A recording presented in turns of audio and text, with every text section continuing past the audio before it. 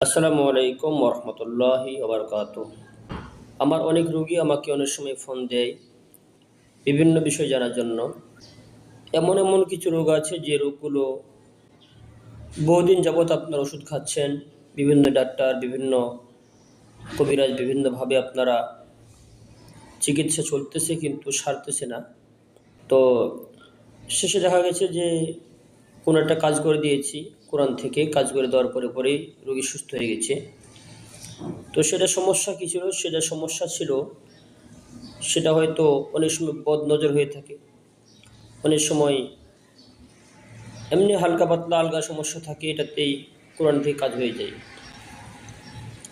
তো সব রোগগুলোই যে আবার কোরআনিক কাজ করে দেওয়া যাবে এরকমটা না। কিছু রোগ আছে যে ডাক্তারের চিকিৎসা করলে হয়ে যায়। সব রোগগুলোই জিন সমস্যা হয় না, আবার সব রোগগুলোই আবার কিন্তু ডাক্তার লাইনের চিকিৎসায় কাজ হয় না। আমি আপনাদের বলবো যে সমস্ত কাজগুলো আমার দ্বারা সম্ভব বা আমি কাজ করে থাকি, সেটা হলো যে সম্মানিত মা এবং বোনেদের যে সমস্যাটা হয়ে থাকে মাসিক পিরিয়ডের সময় যখন ব্যথা হয়, সাধারণত এই ব্যথার কাজটা আমি করে দেই যেন ব্যথা না হয়, এবং অনিয়মিত স্রাব, অনিয়মিত ঋতু, এই বিষয়গুলো আমি কাজ করে থাকি। এগুলো কোরআন থেকে কাজ করলে হয়ে যায়। বা ডাক্তার বলে দিয়েছে যে ডেলিভারি করতে গেলে সিজার করতে হবে, সেখানে আমরাও বলে থাকি যে না, সিজারের দরকার নাই, এটা কোরআনিকভাবে পরামর্শ এবং কাজ করলে সিজার লাগে না, ইনশাআল্লাহ এটা কাম হয়ে যায়। এটা আমি মুখে বলি তা না, এটা পূর্বের অভিজ্ঞতায় বললাম কথাগুলো আর কি। এভাবে অসংখ্য রোগীর কাজ হয়েছে আজ পর্যন্ত।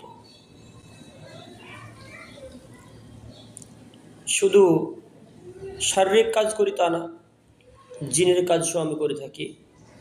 কোনো সমস্যা শারীরিক হতে পারে, কোনো সমস্যা জিন হতে পারে। অনেক মা বোনদের গর্ভ নষ্ট হয়ে যায়, 7 মাস, 6 মাস, 5 মাস পরেও বাচ্চা মারা যায়, নষ্ট হয়ে যায় পেটের ভিতর থেকে। এটা হলো বিভিন্ন দূষিত সমস্যা হতে পারে। এই সমস্যা আমি কাজ করে থাকি, ইনশাআল্লাহ পূর্বেও কাজ করেছি। এবং আমি রোগী দেখে কাজ করি, রোগী সামনাসামনি বসে তারপর কাজ করে থাকি আমি। রোগী দূরে থাকবে আর আমি মোবাইল থেকে ফু দিয়ে দেব, এই কাজগুলো করা আমারও বিবেকে খাটে না, এগুলো ঠিক না। রোগীর সামনাসামনি আসবে, আমি প্রয়োজনে রুকিয়া করে দেব, রুকিয়া এবং ঝাড়ফুঁক যা করা দরকার।